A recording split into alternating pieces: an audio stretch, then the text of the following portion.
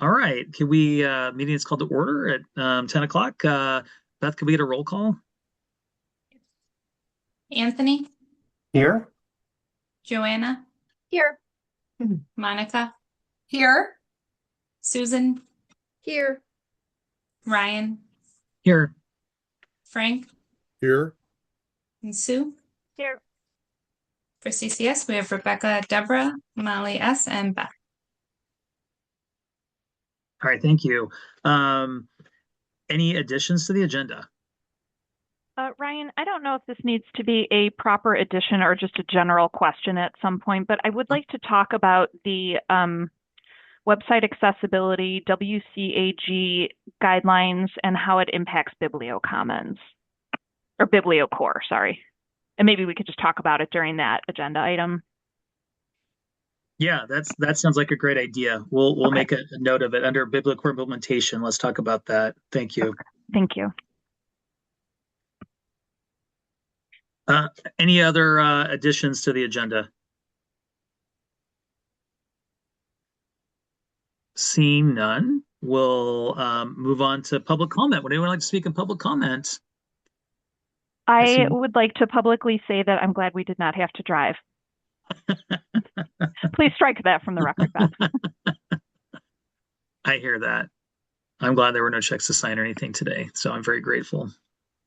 And I'm grateful that Beth didn't have to drive into work on those nasty roads. So, and Rebecca, I'm glad you made it to work because I see you. You're here. You're there. So I'm sure that was not a fun commute for you. Okay. Okay. Let's move on to consent agenda. Approval of minutes, approval of monthly financials, approval of bills payable or bills for payment. Anyone want to make a motion to approve consent? I'll make the motion. I'll second it. Was it Joanna and Susan? Yes. Yep. Okay. All right. And we don't need to, I'll have this figured out by the last meeting I'm running. Do we have to roll call for this? Because there's I'll do roll call. Okay, great. Yeah. Thank you. Anthony, Yes. Joanna, Yes. Monica, Yes. Susan, Yes. Ryan, Yes. Frank, Yes. and Sue. Yes. All right. Agenda item business 6A, new and potential members. All right, so let's hear what's going on with that, Rebecca. Rolling Meadows and Wakanda. Rolling Meadows in Wakanda is getting started. CCS staff as well as new member project teams just got invitations today for project kickoff coming up in a couple weeks. We have done orientations, and as part of those orientations, we discussed go live dates. Did we talk about this at the last executive committee meeting? Okay. So our project review and feedback from member libraries indicated that we like having that long weekend as part of offline mode, but that it's really mixed messages for patrons that you're promoting library card sign up month, and then for the first week of the month, libraries are in offline and registration is harder or libraries are not doing it. So we looked at the schedule, and with the ILA schedule and other things, our next available go live date was Tuesday, October 20th. So that is our target, which is also my birthday. So I'm really excited for a birthday go live. What a fun present. So that schedule puts us offline mode beginning October 16th. So again, ILA is October 6th through 8th. It's a little bit early this year. So we're clear of that, and any managers that may be traveling for that conference will be back by offline mode or offline time. We've got the schedule in your packet that we will do our best to keep updated. Any questions on Rolling Meadows? And Wakanda, pardon me.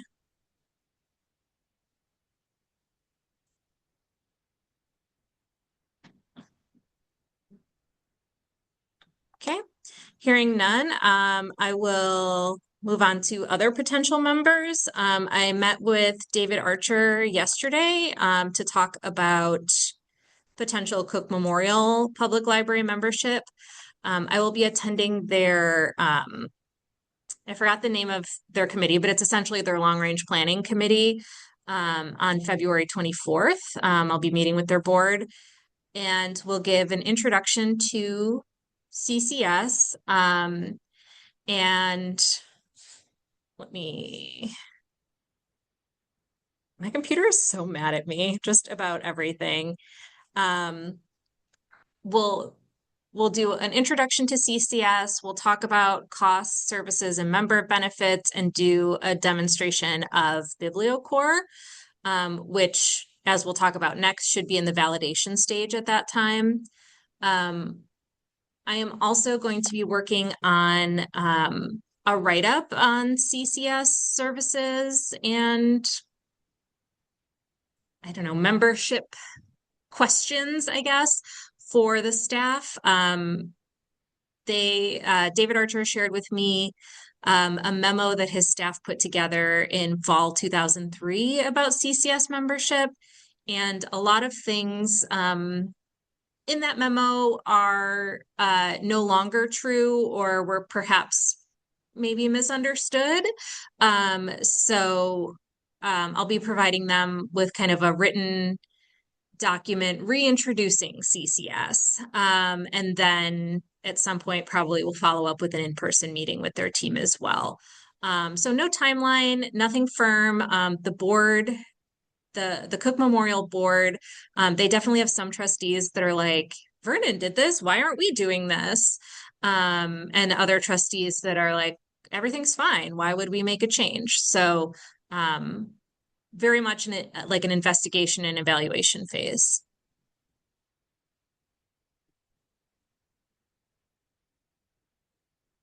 Any questions on that?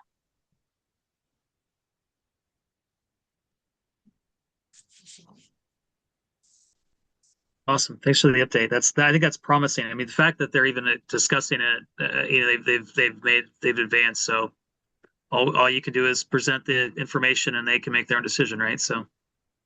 Yes. All right, great.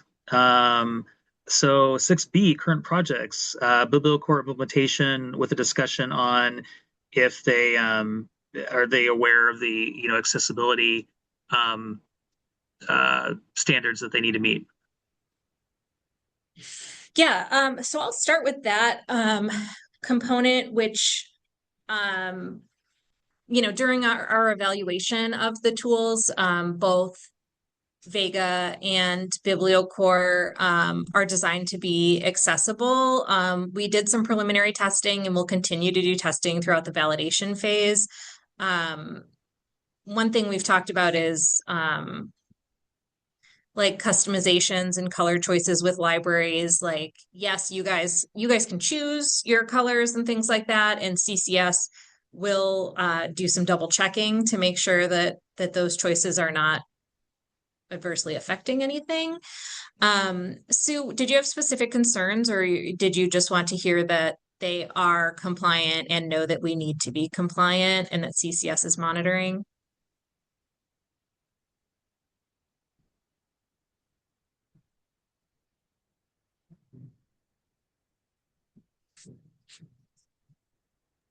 Sue, you're a mute.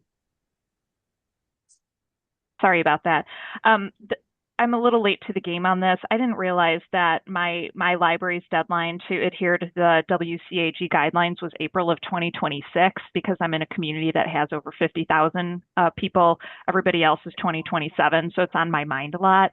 And so my two questions really. One is when you say, you know, BiblioCore is designed to be accessible, very specifically, can BiblioCore acknowledge that they meet the WCAG version 2.1 level AA guidelines, which is a little bit different than just be like accessible. And then just to follow up on that, I am going to drop into a chat here a link to a Rails website that has accessibility documentation for vendors that, you know, all of us libraries use. And I looked to see if BiblioCore was on here and it's not, maybe it's under like a different, name. Maybe it's under Innovator. I don't even know. I could be looking wrong. But ideally, we would get them on this list and have the link to their accessibility statement and then their VPAT document.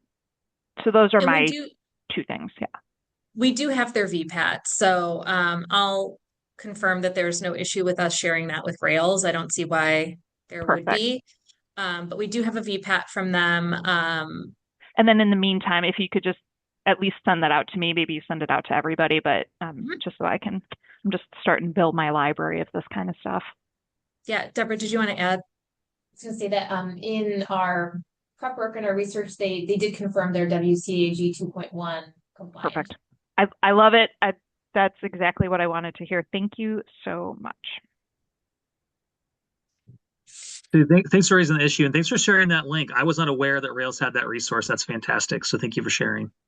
There is, just because we're talking about it, there is another link that I feel is super helpful for libraries from Rails, and it's just about this digital accessibility in a very general sense, and it offers information about the guidelines, the rules, where to find information, training for how to make PDFs accessible, which I think a lot of us use on our websites. And again, I feel kind of stupid because this stuff was like made a law in 2024, and I'm like, oh shit, recording. Sorry, I swore if anybody's listening.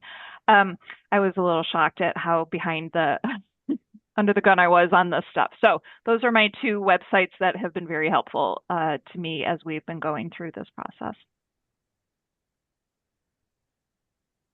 Molly, did you want to add anything? No. Okay. Covered it. Yeah, so I was just going to add, you're not alone. I think that I was only made aware of this really at ILA and talking to Jennifer Drinka, and so I think you're don't feel like you're the only one. Okay. My staff think I'm very foolish.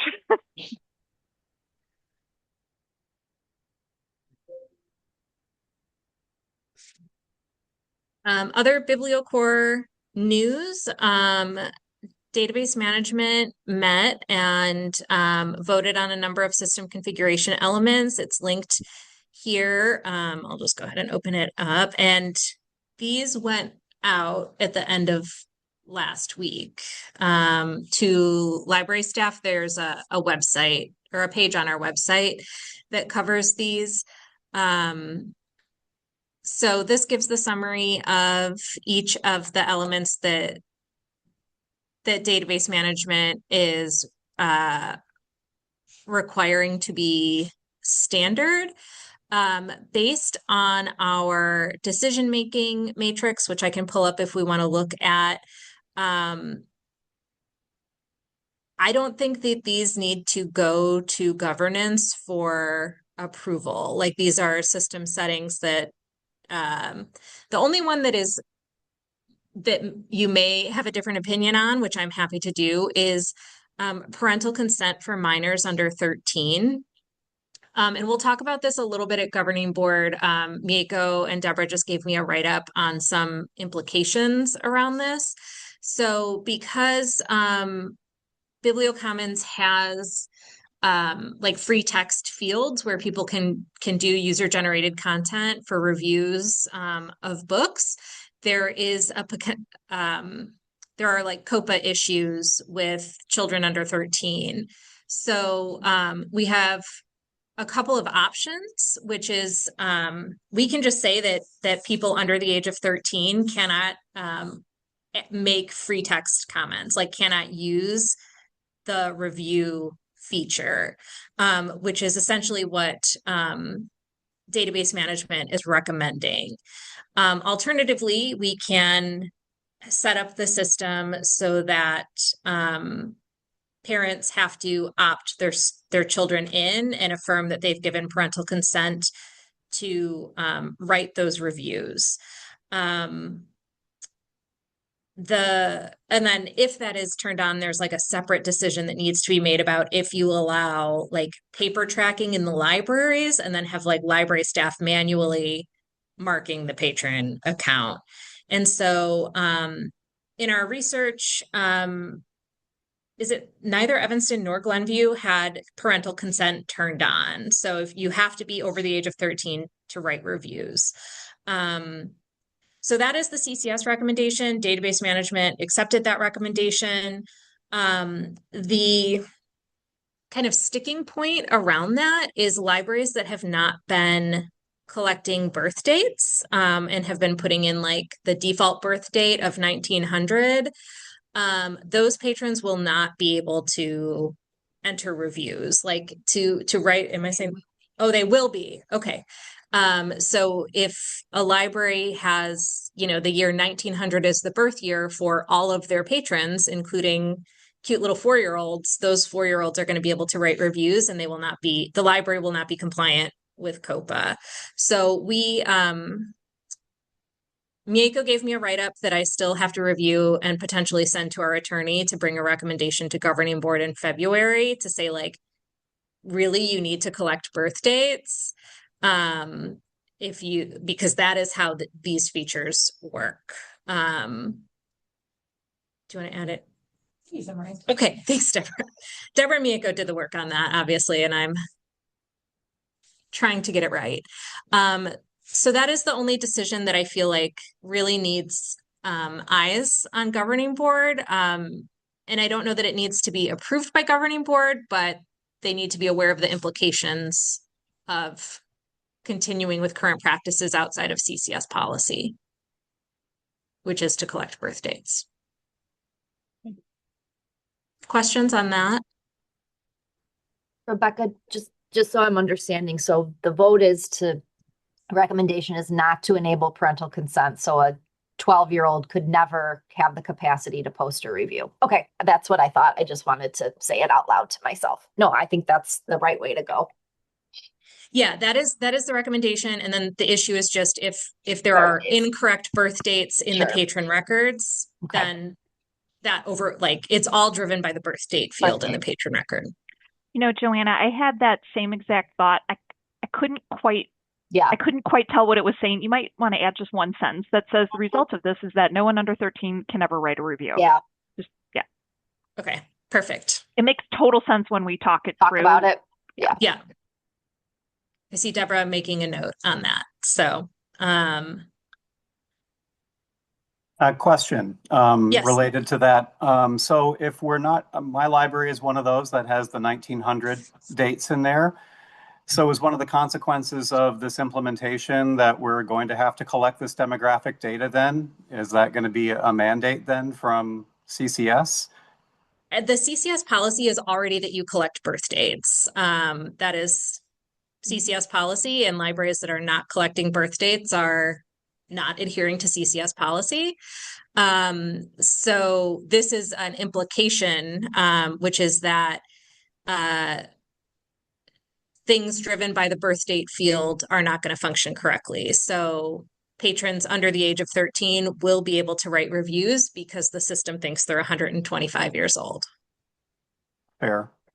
And there are some additional complications with BiblioCore and the birth date. They have some protections in place for username generation. Every user that logs into BiblioCore has to also create a username.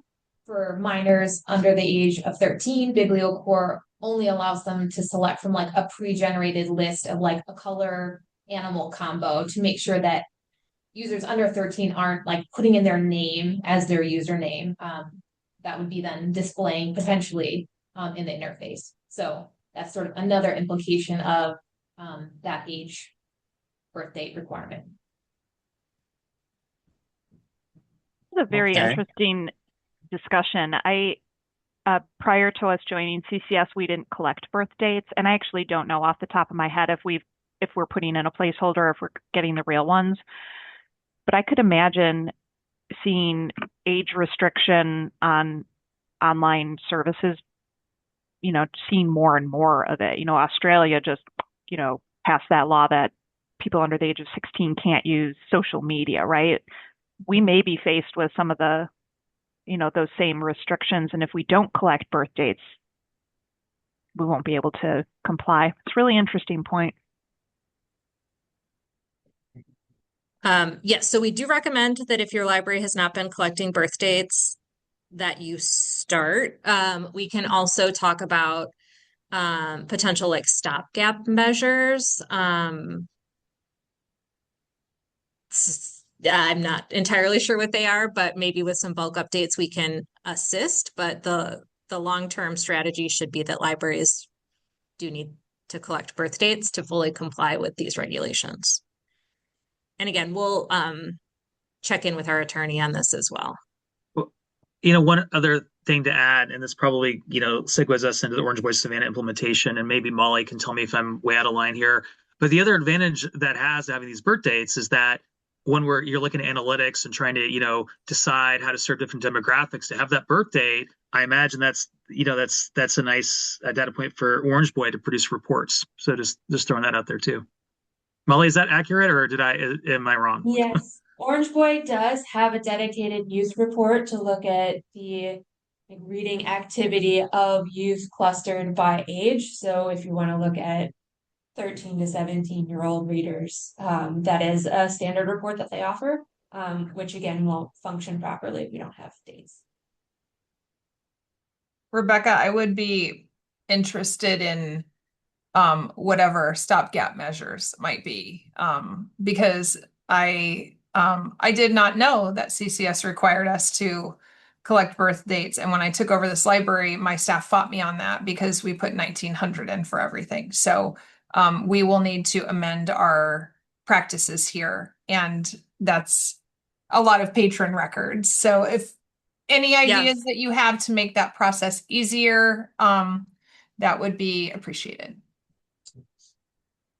Yeah, we'll do some brainstorming.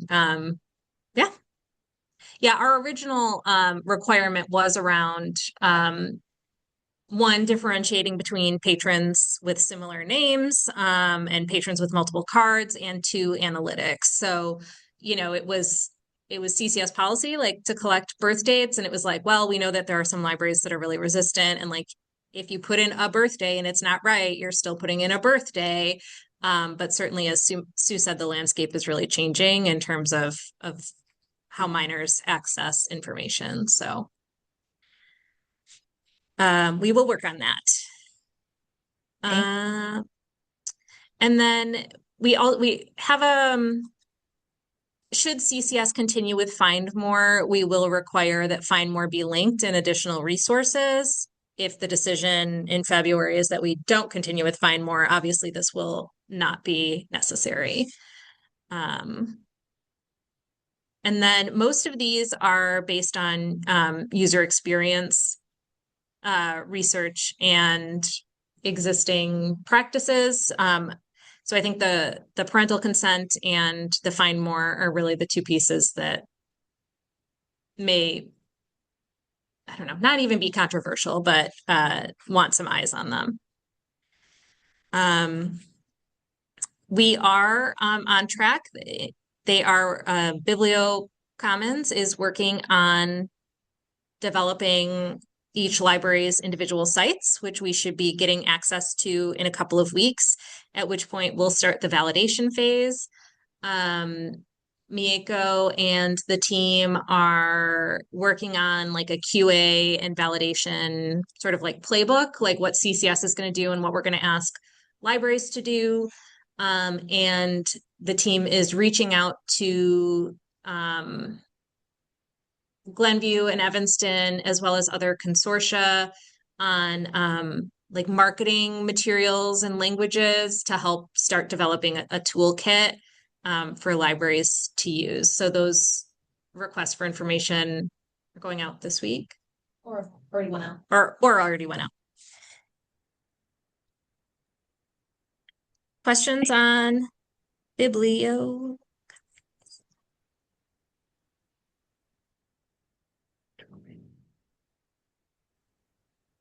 All right, thank you. Orange Boy Savannah implementation. Okay. I see you have the links for our FAQ and a new configuration page on the CCS website. We have been adding some really detailed step-by-step instructions for giving CCS access to various e-content providers. so that when we have new libraries adding those sources and migrations happen, new libraries need to get access to Orange Boy, that process will be a lot smoother. If anyone has any questions about those, let me know. Otherwise, we're collecting some stragglers for Mango and Overdrive and Hoopla credentials, but all of those different sources we identified are functional for at least the libraries that provided the credentials. And we are now working with the group of libraries that opted in to be our test users to find a guinea pig for MyPC installation. So that will be the first test of being able to view computer usage data in Savannah. As of Monday this week, our Market Watch report for CCS as a whole is live and working, and that's the report that lets us view active cardholders and households on a map and compare against census data. So that's very exciting, and we're working with Orange Boy to schedule the staff training for Market Watch within the next week, hopefully. And then they are working on doing the library specific installations of Market Watch next. So we started with one for CCS as a whole, and then we'll have individual reports for each library as well. Otherwise, we polled libraries about interest in training, and the response was overwhelming. So we have 5 in-person trainings coming up, and those are going to be sent out in CCS News this week, as well as a webinar for those who can't make it to in-person. Because we have so many people interested, we're limiting attendance to 5 registrants per library for the in-person training for this first round. And along with the announcement for those training sessions, we've included a guide for who is this training for? Should I attend this training? What's going to be covered? So that we make sure that the people who are going to get the most out of the training are part of that first round. And this is really the very first introduction to what is available in Savannah out of the box. And then we will have many more training opportunities as CCS uses that platform to build custom reports. Molly, can you Yeah. pull up that document of who should attend training? Sorry, I'm not actually logged into anything. Yes.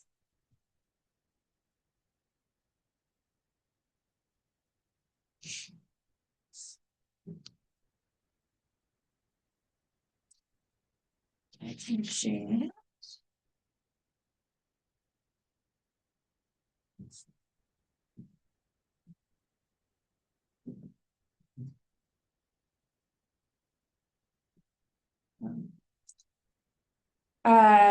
So we have just this one-page overview of what the session is and is not, who will benefit most from the training and what's involved on the agenda. So this is mostly going to be beneficial for admins, those who contribute to board reports, goal setting, strategic planning, and we'll be covering the standard reports, Market Watch, the map reports, and just how to log in and access Savannah and a review of what is Savannah, why are we doing this project, and what's the difference between Savannah and web reports and Simply reports.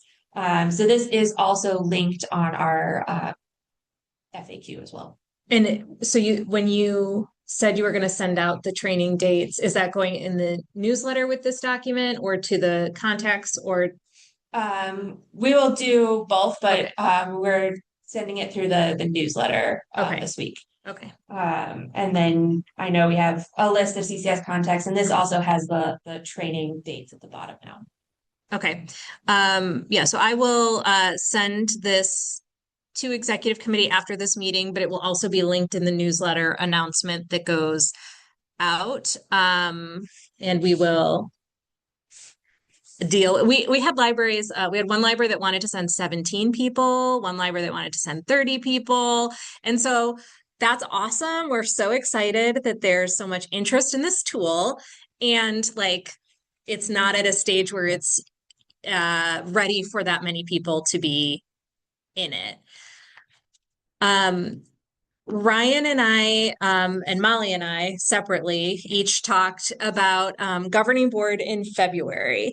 And in talking with Ryan, I have talked myself into a recommendation that Molly provides training during the governing board meeting for directors.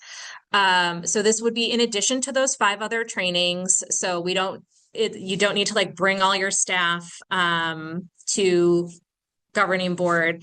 And this will also help inform, if you're like on the fence about who should go to the training, like one of the trainings will have already happened maybe, One training is scheduled for the 10th, but everything else will be after governing. Yeah. So if you want to adjust then who you're sending to the trainings, you'll be able to do that. So I'd been debating, like, should it be during the meeting or should it be immediately after the meeting and optional, but we're just going to make it during the meeting. And so we'll dedicate some time to the tool at that time. So you'll get to see it. Yay, says Monica. Hooray. So I too am looking forward to that. Questions on any of that or the content in the packet about Orange Boy? Joanna? Oh, no, just thank you for doing that. That saves me a drive. I really appreciate that. I think all the directors will be grateful for that opportunity as well. So thank you. I have one very small Orange Boy question. I'm looking at the project stages, the phases of what we are connecting to. And I'm wondering, like maybe, in the year after we go live, will there be an opportunity for one-off connection requests? Yes. So I will be presenting the phase 2 plan at governing board in November. We're finalizing that now. But after we do our initial implementation, which will run through July, the plan is that libraries will be able to make specific individual requests for data sources or assistance with data analysis or a custom report with the data that's already there, just through the help desk, and then CCS will support those depending on how many we come in and what people are asking for and what's possible with Orange Boy. But that will be the next phase of Orange Boy, is really going to be customizing and supporting based on individual library needs. The only other thing I wanted to mention about training is that in addition to these first live in-person sessions and the webinar, we're starting to prepare for an online course that will be kept updated as we add new features to Orange Boy, because this is going to be a tool that continues to get new custom reports from CCS. So that will be continuously updated and made available. And then the phase 2 schedule also includes an onboarding plan for March through June, which will include little bite-sized onboarding training information delivered through CCS News on a weekly basis, as well as office hours for libraries to drop in and ask specific questions or get one-on-one support from me in those few months after initial training. Thank you very much. That sounds wonderful. Sue, is there a specific resource on your mind, or you're just curious about the tool? Oh, I have a people counter tool called Trafsys that, in a perfect world, I mean, I don't even know if it would allow it, but that's the one that I keep thinking about, and it's really weird, and I don't know if anybody else even has it, but it's not a big deal. I'll just ask Orange Boy next time I'm in a meeting and see if they've done it before. Okay, great. Hey, Molly, if we have tools like that, that like we think we're like an outlier library, because I have a few that come to mind as well. Could I, is it okay, Rebecca's okay if I email Molly and just so you could inquire? Yeah, you can let me know. I have the inventory now, so I can also let you know if you're correct in the assumption that you're the only one using it. And we've already started looking at some of those sources with Orange Boy, so I might already have an answer on a few of them. Okay, specifically, we have a security system called the Vigilon that we're getting away from SenSource and using this system to count people because it seems like it's more accurate. So that's worst case scenario. We'll just give you the spreadsheet data. It's not a big deal, but yeah. Yeah, thanks for referencing the spreadsheet data, Ryan. Like that is sort of like the worst case scenario for these like one-off tools, is that we do like a monthly upload of an export of data from your system into Orange Boy. But of course, we'd want if we can, to do an automated connection, that would certainly be preferable. So, yeah. Yep, and we've already started talking with Orange Boy about how that would work. So for manually tracked spreadsheets, what we need to do, what Orange Boy needs to do. So we're preparing for those as well.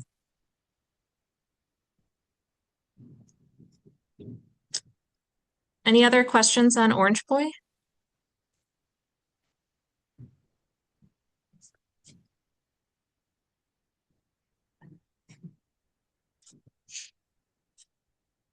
Okay.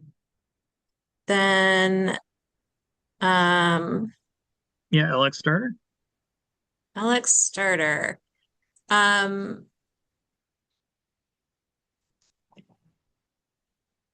Did I see yesterday, Deborah, an email that we have all of our beta libraries? Yep, we have our beta libraries, which is really exciting. It's Algonquin, Fox River Valley, Lake Villa, Prospect Heights, and Wilmette, I think, are our beta libraries. So thank you to those of you who are here for volunteering to help us with our rollout.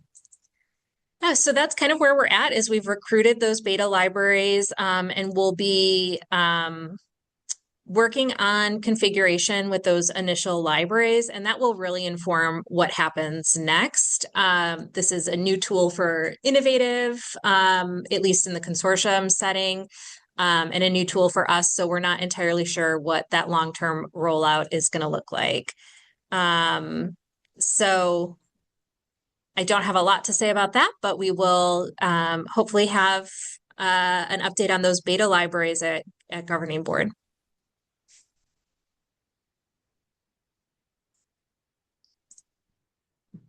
Find more Illinois.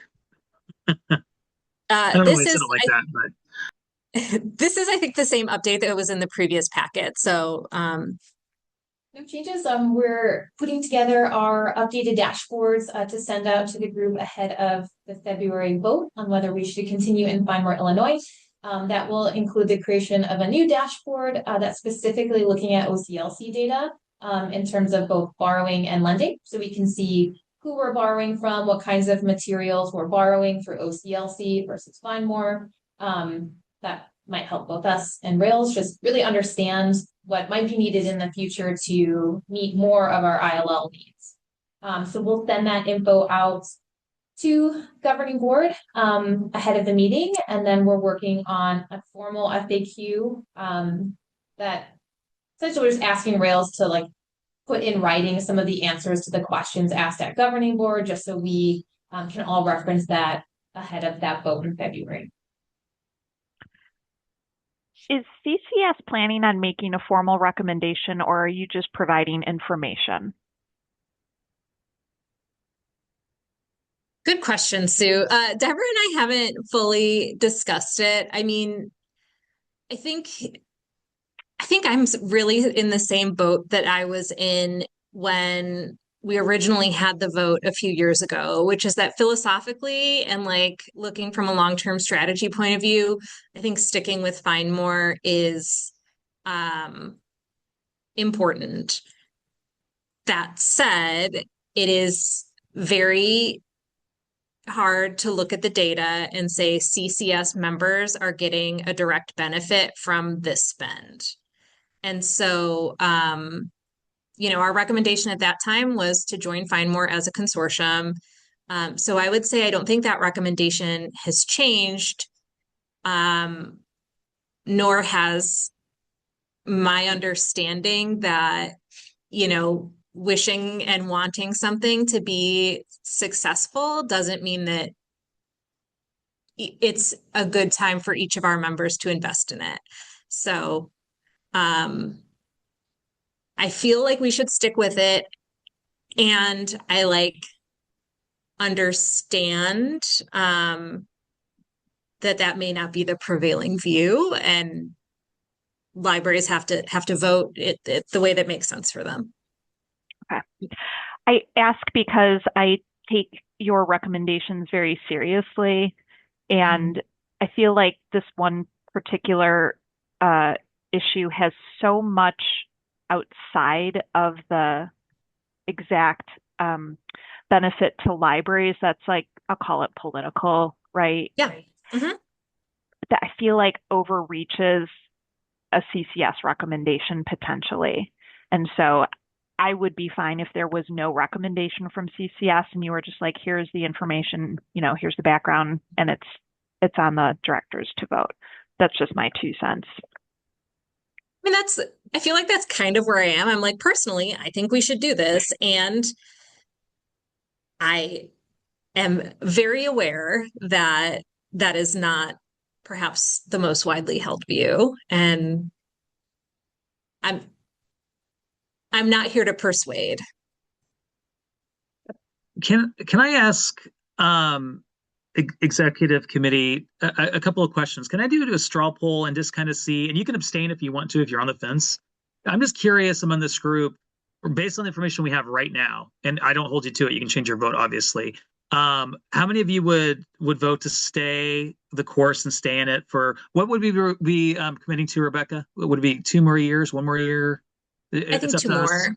2 more? Yeah, Okay. I mean, it's up to you, but if we were to move forward, I would say 2 years so we don't have to vote on it again next year. Like, do Frank a favor. That makes sense. Yeah.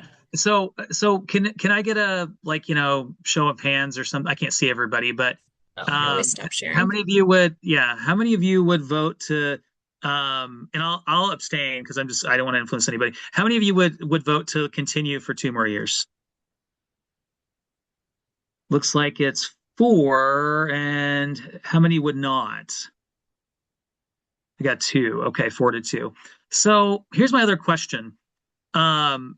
Because you, not all of you, many of you recall, I was banging the table. They're like, we've got to do this. It's, it's our responsibility. We got to get this going. We'll be the catalyst. And obviously I was mistaken. They have not progressed nearly as far as I hope they would at this point. Here's I'm brainstorming here. And, I've been working on ebook legislation and thinking about that and thinking about Connecticut's ebook bill where it has a trigger clause.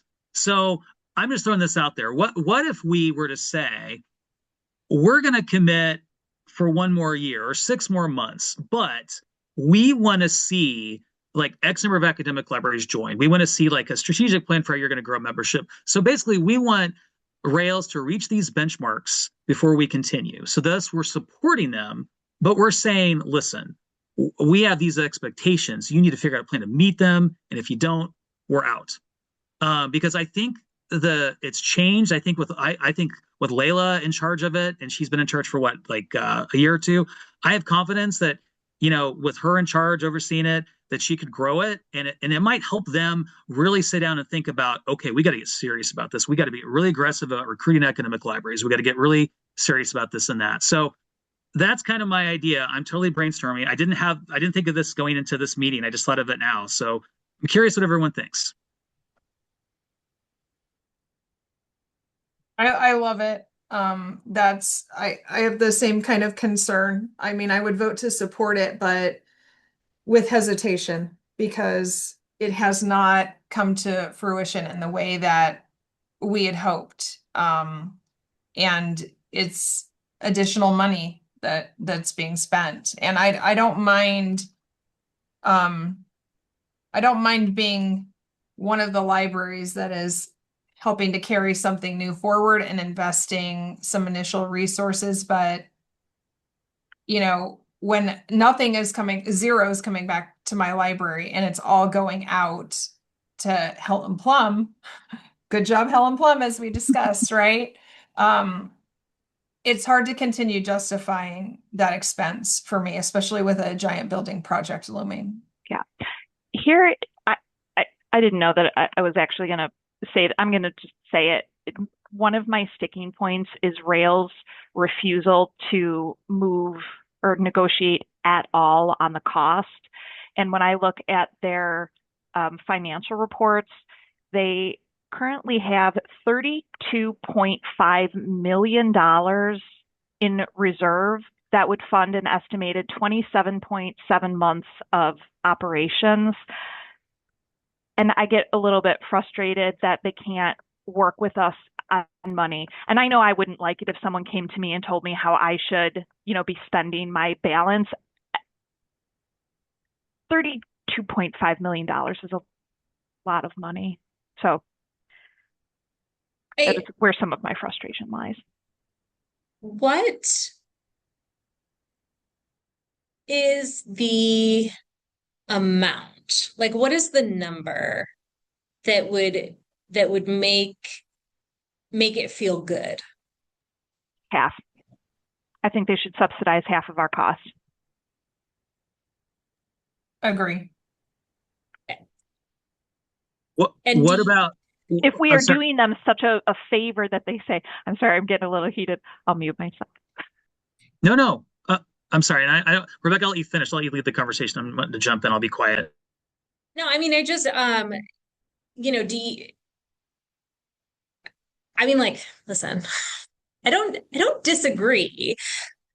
And like, do you feel that they should subsidize every library that's a net lender by 50%? Like, where, like, is it like I don't know, like, what is that balance of like, why do we need it and not? It's because we're a consortium and we are bringing a far greater resource of materials than an individual library. And so, no, I don't think that a subsidy for an individual library is the same thing. And I would strongly support us going back to an individual. Libraries can opt in or opt out. I think that is a completely reasonable, normal thing for us to do in CCS. Some people want it, some people don't. But Rails came to one of our meetings and told us how important we were and, how we're the crux, right? Like they just like really talked us up. And then to have absolutely zero recognition for the burden that we're carrying, it doesn't seem right. So that's where I stand. Consortia is different than individual library.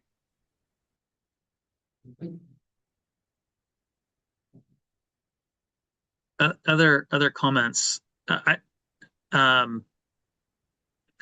Susan, can I ask you, because you indicated that you wouldn't be supported based on the information you have today. I'm just curious your thoughts. Do either of these ideas, or maybe a hybrid approach? We could say, we'll do it. You give us a 50% discount and we want these triggers to hit in 6 months, a year, or we're out. I mean, we could do both.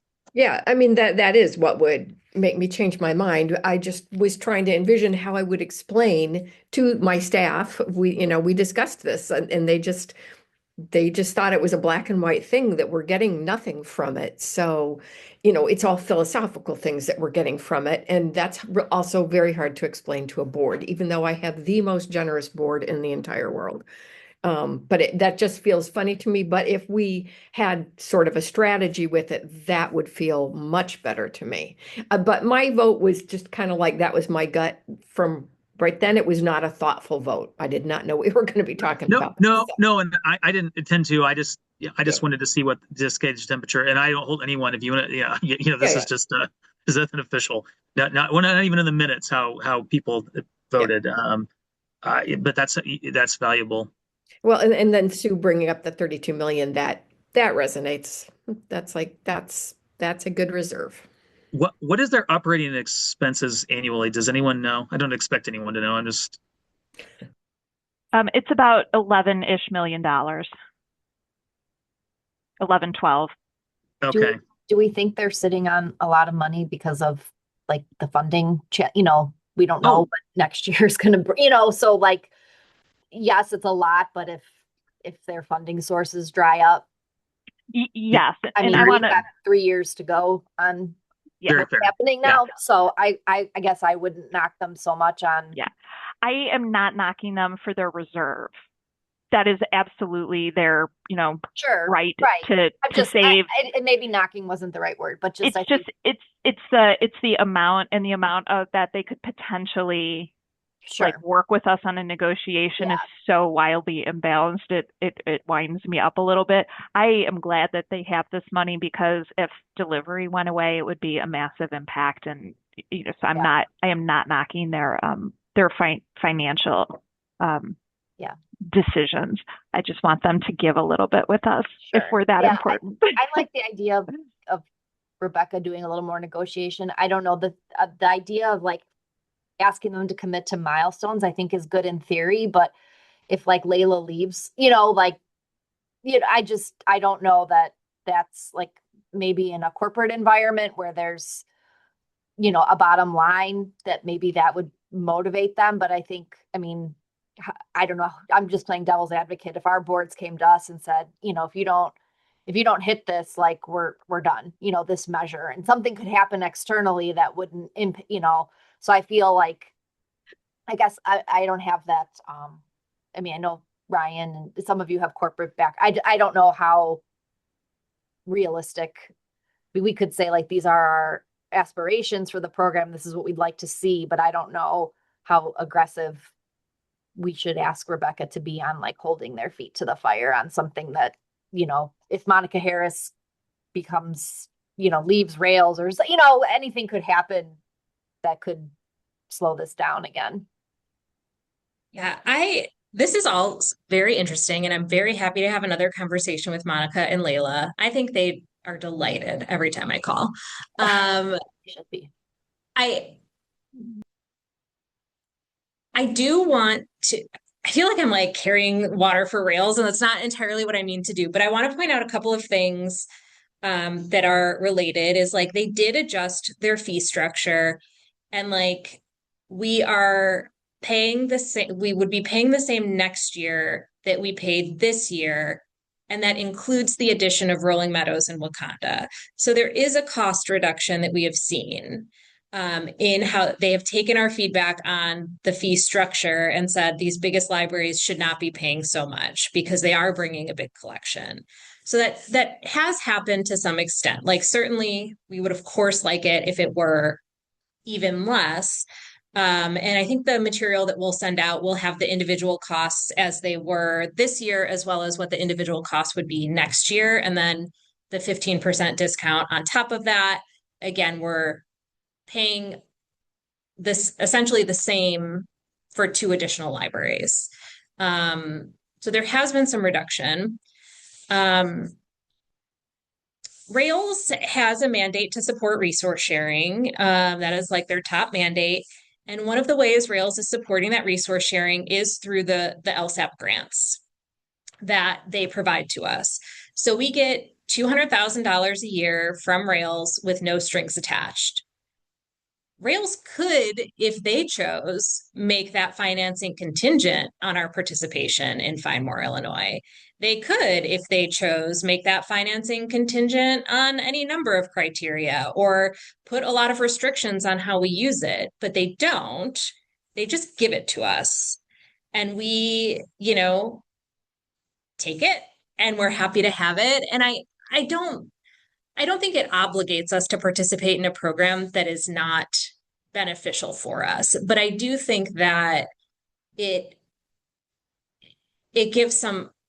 should give them some leeway and some goodwill. And I think we've given them some leeway and goodwill. I don't want to say like that we're not doing that.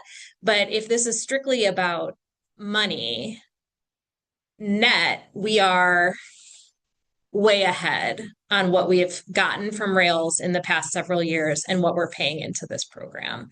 Again, that is not, I'm not trying to say we have to do this thing. I just want to provide some additional context that like they have been supporting us and they have been supporting us financially. Every new member that we've had has gotten their full grant paid. And the grants that they are paying to us for these new members are like $70,000 a year. The grants they're paying to other consortia for new members are like $15,000 a year. And that's because like we're bringing on already automated libraries and there's more services that are happening from the vendors. Like it's for legitimate reasons, but like they have not capped anything. And so I do feel generous towards them, and I do think that weighs on me when we're thinking about like, well, should we give them another chance? I'm like, yeah, why not? But I am not the ones that are sitting with your board, and I am not the ones who are I'm not the one who's talking with your staff. So I understand I'm in a very different position. And I just want to put that on the table when we're talking about purely financial concerns, that there are more things at play than just that Find More fee. So that's my additional context. That's great, and I don't want to dominate the conversation here, but I do want to mention when I brought up the idea of them reaching benchmarks. Yeah, for me, it's the financial piece is certainly a factor, but if they were to reach benchmarks, then we would be getting their value. If they added a bunch of academic libraries to find more, I think we would be getting. I mean, I know the numbers may not look like it, but I think there would be resources our patrons can't get easily now that they have to do more of the traditional library loan process that they could get. And then I think we might have the value. And then I think it's easier to justify to our boards, but they're not there. And I feel like their efforts to reaching academic libraries are, I was not impressed with their presentation of what we're doing. Like, oh, we're driving these conversations. Like, so I think if we were to put in these like, we expect you to reach these benchmarks for us to continue, that would turn up the heat a little bit, and motivate them. And maybe that is a little corporate-y. I think that's fair, Joanna, that you pointed that out. But I also think it's fair because, I don't want to have this conversation in 2 years where it's like, yeah, they've added a couple of academic libraries, their numbers are still low. It's just like what can we do to support them, and but also to help guide them and tell them what we want to see if we want to continue. That's where I'm coming from. But I'll be quiet. And anyone else want to make a comment on this issue? I actually really like that idea, Ryan, and you're right. If we take the money out of it, if there were more academic libraries, it would feel different. So I think that's a great idea. And that's why I support that as well, because for my patrons, they want more obscure, deeper dive academic type. That's what we're ILLing. And if I could get those to them through this, I have no problem with the money, right? Like I can justify that. But right now, when we're having 0 things coming in and I'm still having to go through another process to try to fill these gaps, that's what's a little hard for me, but I'm in favor of having a little longer of a runway, because I know that it can take time to negotiate with people too. So I like the 1 to 2 years, renewing for 1 to 2 years and putting some conditions, or benchmarks or whatever we want to call them, targets around that. That's what I would vote for if we were voting right now, which thank God we're not. Do we know if they've reached out to Carly? That's the right consortium, right? They said that in their presentation, right, Rebecca? Yeah, because that would be a game changer. Yeah, so Carly did not join as a whole consortium, but Carly and Rails worked together, so they have like a streamlined onboarding process. And their number of academic libraries is growing. Like it has grown since governing board. It was grown from the meeting before that. I will say that I did not check the website this morning. Deborah, I don't know if you have any. I know that when we first joined Find More, I think there was 1 academic library, it was UIC, and now I think there is like 7 or like that have all just like joined recently. Don't quote me on that exact number, but they are definitely making progress as of late in getting more academic libraries since they've introduced that lending only option. Anthony, were you going to say a thing? I have a rant, but I won't go too long on this. I would just say that the benchmarks and the contingencies that we're talking about here go both ways. We haven't really set a lot of parameters for what it means to be a member and how you participate. We have some people who are just silently protesting and skipping filling holds. We also aren't doing a very good job of promoting this internally with our own staff to go searching to see if those items are available within Find More and then requesting those for our own patrons. So I do feel like there are more, there's accountability on our part as members to carry that torch. And then the other piece of this for me is philosophical. I do think it's ethical. And that's just thinking of Ranganathan. We have items that are sitting idle on our shelves that could be of use to others. And if, system-wide and statewide, our goal is to try to increase card holders and to get content into users' hands and to advocate for the services that libraries provide, make your materials work, share them.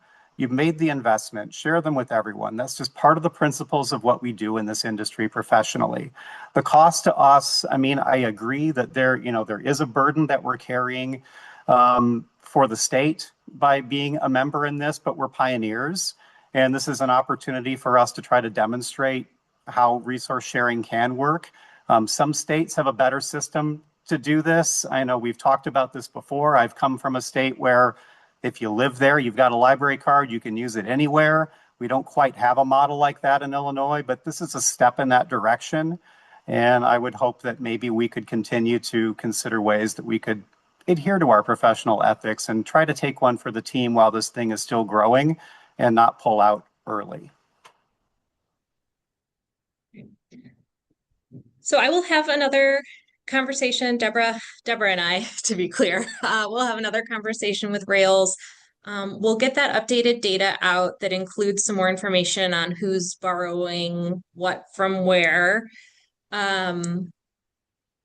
We'll ask for some written answers from Rails, one of which was like, what are your benchmarks and your strategies? I'm not sure of the phrasing of the question, but that was one that I feel like Deborah went through the recording from governing board, and the group asked a lot of questions, but at the core, they asked a few questions over and over. And I think that was in part because we didn't get the answers that you were expecting or wanted to hear. So those are the questions that Deborah has reformulated and sent back to Rails for a written response. So we will carry on doing what we can to gather useful information to present to the board.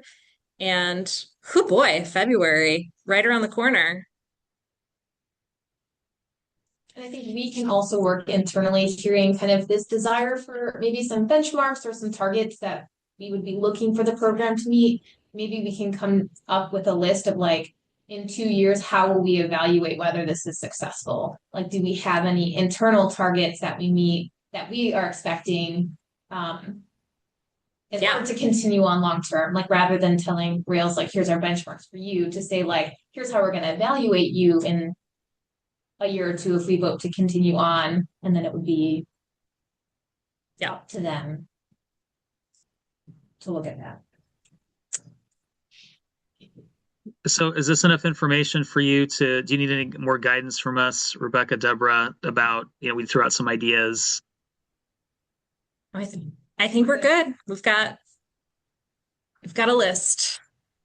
And I would, Anthony, I appreciate your comments, because I do think you're right. It is a two-way street, and we should also do. And I know obviously at the library by library level we can only have so much influence, but I think it does make sense for us to look to what we can do to also encourage libraries and library staff to promote Find More, because yes, especially if we decide to stay in. And I anticipate they'll continue to have success with growing academics on board. So that will be a fantastic resource for our patrons. And Anthony, you're right. We really, I don't want to go on a rant here, but yeah, basically my philosophy is that's why I'm so interested in really merchandising our collections and getting them out there on the floor, getting them out of the stacks, because when a book is sitting on stacks, it does nobody any good.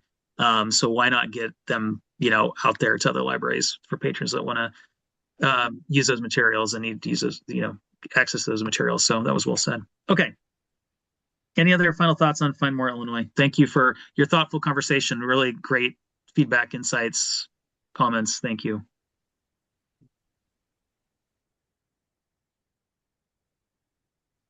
There are project updates in the packet for other projects. And then, sorry, this is so teeny. Get out of here, ribbon. So Molly Sum is the best. And when I'm like, Molly, I wish I had this thing, she makes it for me. So in your packet, starting this month, and it'll be updated monthly, is just kind of progress bars on our projects as they relate to our various strategic plan, kind of like overarching goals.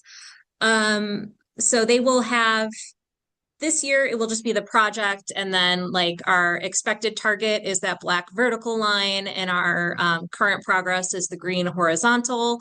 In future years, we have big dreams for interactivity and more details, and like a full-on dashboard. But right now we have this, and we're pumped about it. So you can see we're behind in a couple of goals. Those are my goals.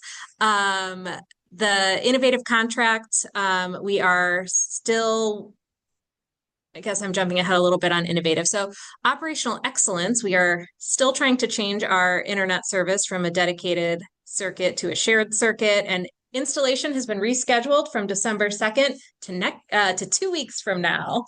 So it's going to happen. But if you have any questions about any of the other projects in the packet, I'm happy to discuss them, or we can move on to the innovative updates.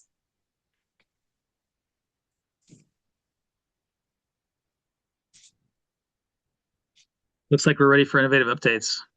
Okay. So the contract is cooking. We received what's actually, I think, a very good proposal from Innovative on our contract's annual increases.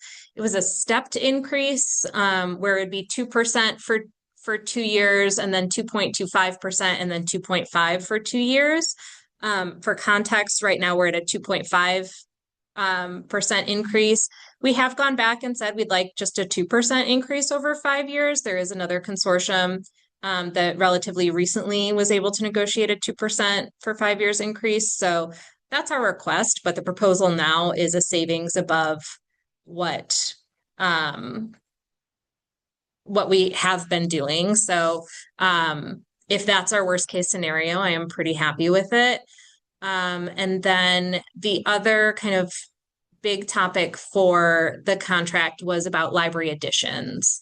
And so we've been, for each new library, we've got 2 separate costs. We have the service cost to migrate a library through implementations, and that's like an hourly cost for using like their data team, because we can't do it by ourselves.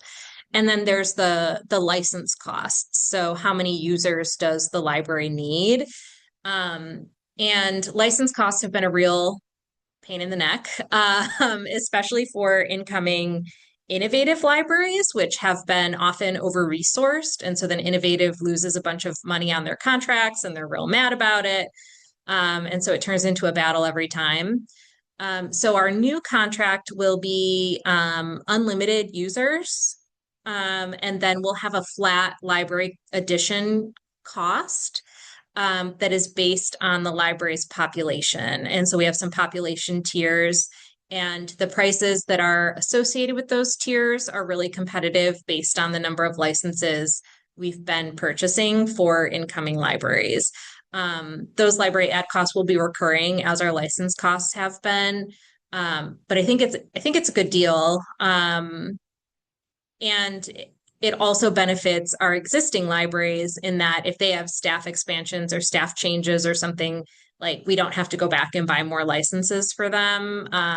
You know, we have these sort of like caps specifically around terminal server licenses, but now every time we hit a cap, we can just say bump it up, and we don't have to do any more paperwork. So we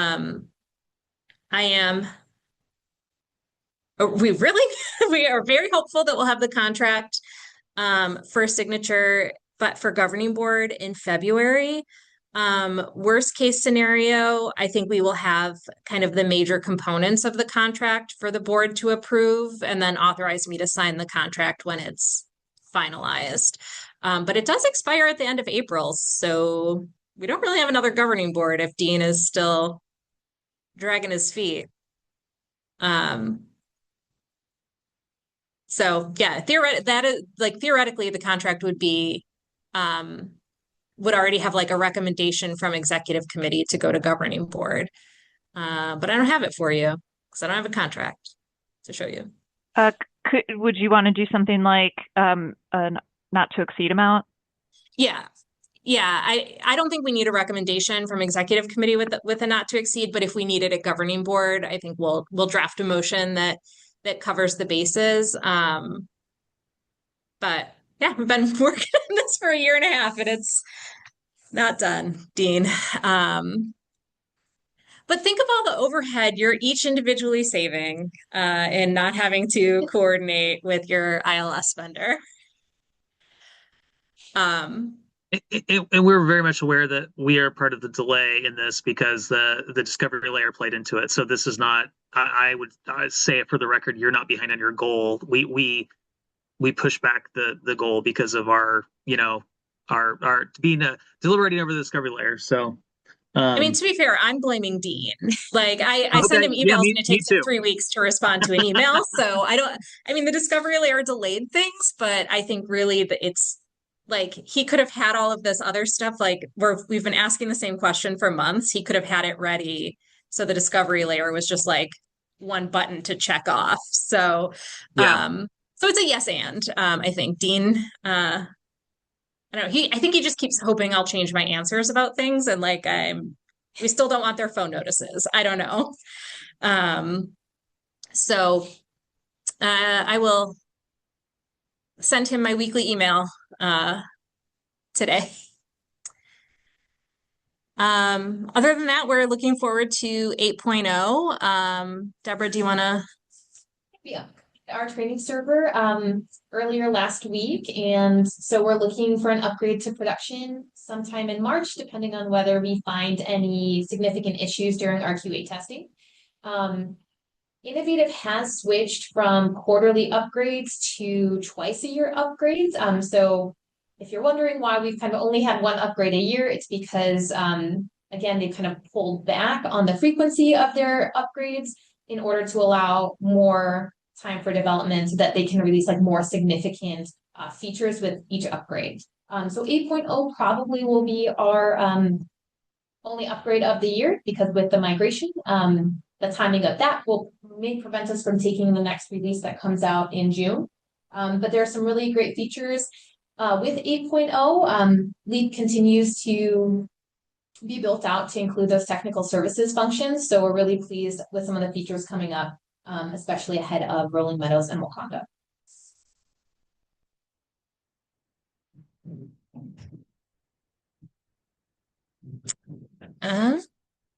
Other questions about Innovative? We had a couple of service interruptions in December, but nothing recurring, just kind of odd one-off situations, which I don't love any service interruptions, but I like them if they only happen once.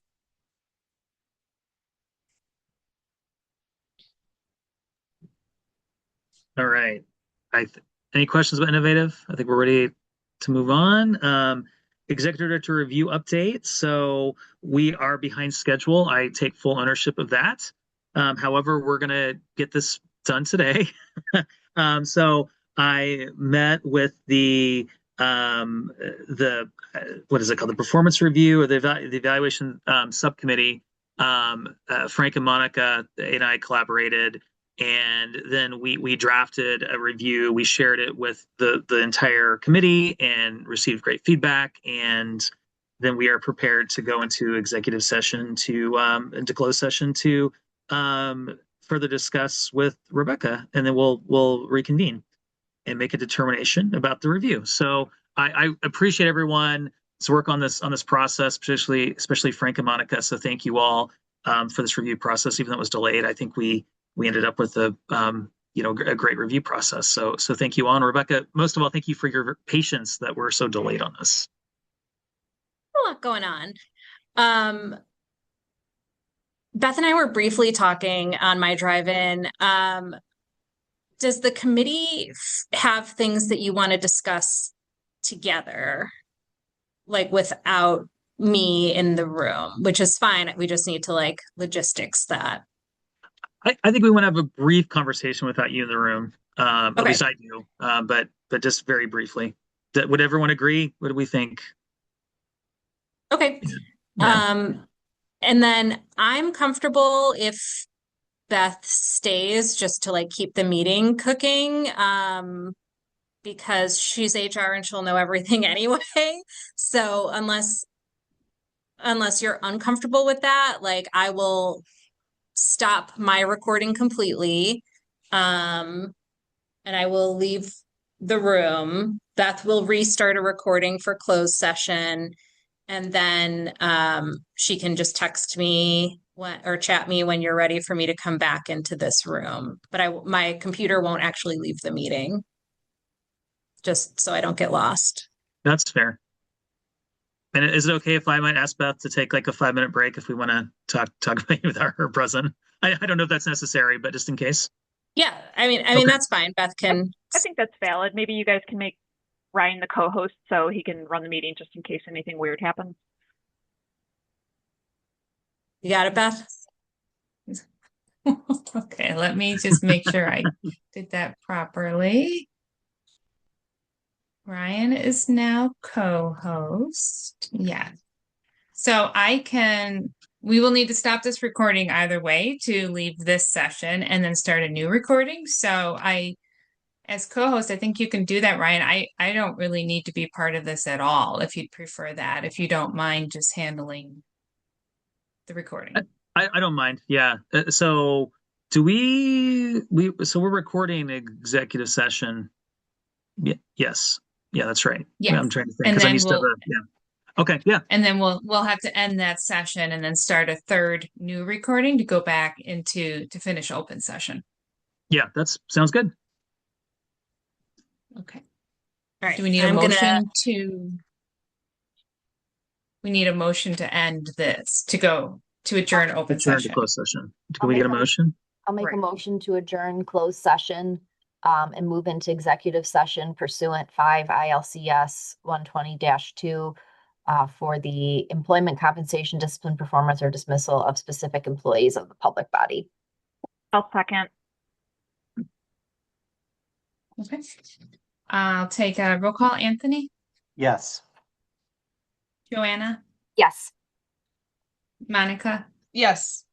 Susan, Yes. Ryan, Yes. Frank, Yes. and Sue. Yes. So we are adjourned at 11:17. I will